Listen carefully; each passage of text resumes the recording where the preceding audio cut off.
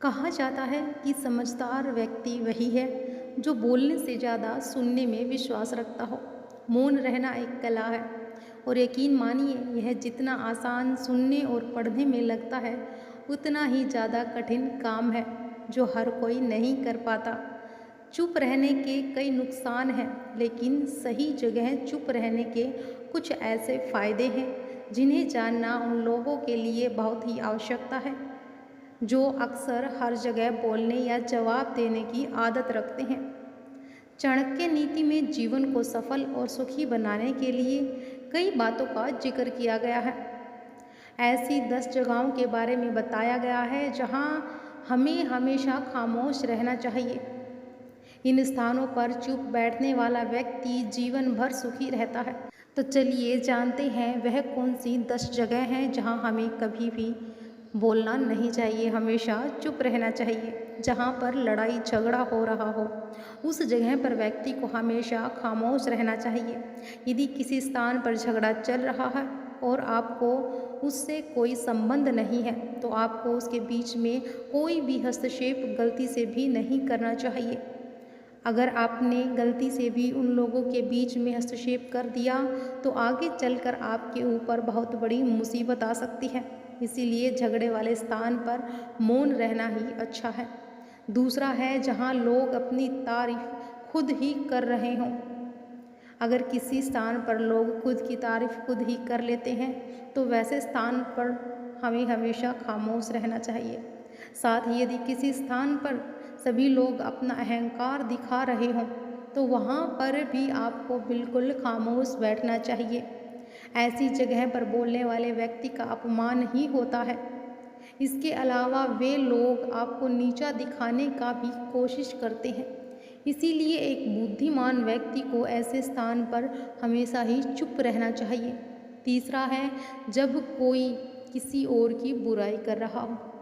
जब कोई आदमी आपके सामने किसी तीसरे आदमी की बुराई कर रहा हो तो उस समय आपको बस चुप रहकर ही सुनना चाहिए और अपनी राय व्यक्त नहीं करनी चाहिए, क्योंकि जो आज आपके सामने किसी तीसरे की बुराई कर रहा है वह कल किसी और के सामने आपकी बुराई भी कर सकता है। इसलिए आपके लिए बेहतर होगा कि आप मौन रहें और उस स्थान से तुरंत ही चले जाएं, वहाँ पर रुके नहीं जहाँ भी किसी की बुराई की जा रही हो। चौथा, जब आपके पास अधूरी जानकारी हो। अधूरी जानकारी बहुत ही खतरनाक होती है।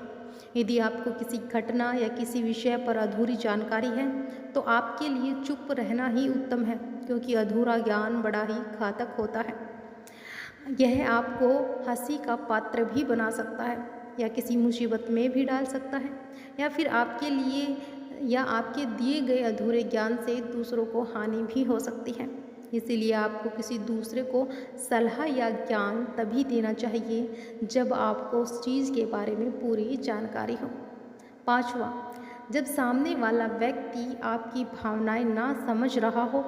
जब आपको यह ज्ञान हो जाए कि सामने वाला व्यक्ति तो आपकी भावना का सम्मान ही नहीं कर रहा, ना ही वह आपकी बातों को समझ पा रहा है, तो ऐसी स्थिति में आपको स्वयं शांत और चुप हो जाना चाहिए, क्योंकि ऐसे लोगों को आपकी भावनाओं या दुख से कोई मतलब नहीं होता है।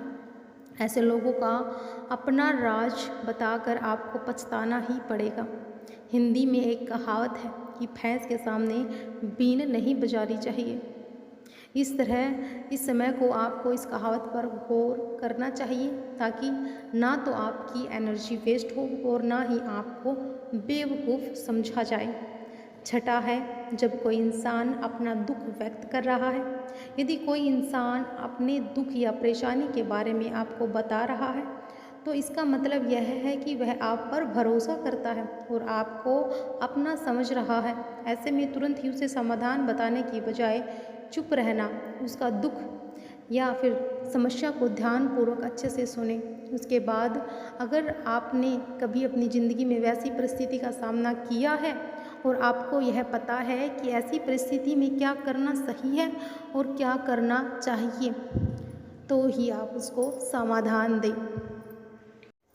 यदि आपको नहीं पता है कि उस समय क्या करना चाहिए तो आपके लिए चुप रहना ही बेहतर होगा। इसीलिए गलत सलाह देने से उसकी परेशानी और भी बढ़ सकती है। सबसे ज़रूरी बात यह है कि आप उसके दुख या समस्या से गुप्त ही रखें और किसी को ना बताएं। 7वां, जब कोई व्यक्ति आप पर क्रोधित हो या आपसे झगड़ रहा हो, जब आपका कोई करीबी व्यक्ति आपसे झगड़ रहा हो या किसी बात से आप पर क्रोध हो, तो तब उसके सामने आप चुप ही रहना, यही समझदारी भरा कदम होगा। क्योंकि जब व्यक्ति गुस्सा कर रहा होता है तब उसके मन पर नियंत्रण नहीं होता है। ऐसी परिस्थिति में उसके क्रोध की अग्नि में अगर आप कूद पड़ेंगे या उनसे झगड़ा करने लगेंगे तो जो बात कल सुलझ सकती थी वह और भी ज़्यादा बिगड़ती चली जाएगी। उस समय पर अगर आप चुप रहेंगे तो वह खुद ही मन में यह सोचकर पछताने लगेंगे कि उन्होंने आपके साथ गलत किया, और वह शर्मिंदा होकर खुद ही आपके पास चलकर आएंगे और आपसे माफ़ी मांगेंगे। क्रोधी व्यक्ति के साथ बहस करना आग में घी डालने जैसा ही होता है। इससे उसके क्रोध की आग और भी भड़केगी। आपको ही उसका खामियाजा भुगतना पड़ेगा। 8वां है, जब किसी मुद्दे से आपका कोई संबंध ही ना हो। अगर किसी मुद्दे से कोई संबंध ही ना हो तो वहाँ चुप रहना बनता है। बिना किसी वजह अगर आप दूसरों के मुद्दे पर बोलेंगे, यह आपके लिए अनिष्टकारी होगा। इससे केवल और केवल आपका ही नुकसान होगा। आप तब तक चुप रहें जब तक आपको उस मुद्दे को लेकर कुछ पूछा ना जाए। इसके अलावा अगर आपको उस मुद्दे के बारे में कोई स्पष्ट जानकारी नहीं है तब भी आपको चुप रहना चाहिए।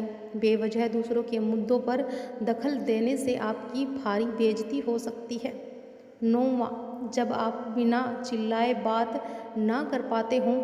जब हम बिना शोर शराबे के अपने विचारों को संवेदनशीलता से व्यक्त करते हैं तो सामने वाला व्यक्ति हमारी बातों को सुनता है और हमारी भावनाओं को भी समझता है। लेकिन ऊंची आवाज़ में बात करना सामने वाले के मन में गलत असर डालता है। चिल्लाकर बात करने से सामने वाले को हमारी बातें अप्रासंगिक लगने लगती है और उसे लगता है कि हम अपनी बातों को ज़बरदस्ती मनवाने की कोशिश कर रहे हैं। यही अनचाहे नतीजों का कारण बनता है। इसीलिए हमें कभी भी चिल्लाकर या ऊंची आवाज़ में बात नहीं करनी चाहिए। अगर आप बिना चिल्लाए कोई बात नहीं कर सकते तो वहाँ चुप रहने में ही आपकी भलाई है। किसी पर चिल्लाने से आपके व्यवहार के बारे में पता चलता है और लोग आपसे दूर भागने लगते हैं। 10वां, किसी के बारे में ना बोलें। नीति शास्त्र के अनुसार जो अपने मुंह को बंद रखता है और बुद्धि से काम करता है वही इंसान समझदार होता है। बिना ज़रूरत के बोलना, बेवजह ही किसी के बारे में बोलना या किसी के बीच में बोलना, यह गलत है। कभी कभी हमारे लिए बुद्धिमानी इसी में होती है कि हम अपना मुंह गलत जगह ना खोलें और हमेशा चुप रहें। मुंह हमेशा ही सही जगह और सही अवसर देखकर ही खोलना चाहिए। बोलने का तरीका उसके व्यक्तित्व के बारे में बहुत कुछ बताता है। आप तेज, धीरे, कम या ज़्यादा किस तरह बोल रहे हैं, क्या बोल रहे हैं और कहाँ बोल रहे हैं, यह आपका करियर और लाइफ दोनों के लिए ही बहुत मायने रखता है। सच भी यही है कि हमें अपनी बात को सही तरह से रखना आना चाहिए, लेकिन 10 हालातों में चुप रहने में ही भलाई है। उम्मीद है आपको हमारी यह वीडियो पसंद आई होगी। अगर आपको पसंद आई है तो वीडियो को लाइक करें, शेयर करें और चैनल को सब्सक्राइब जरूर करें ताकि आपको हमारी हर वीडियो मिलती रहे। नोटिफिकेशन बेल को भी आप ऑन कर लें। हर हर महादेव। जय श्री कृष्णा।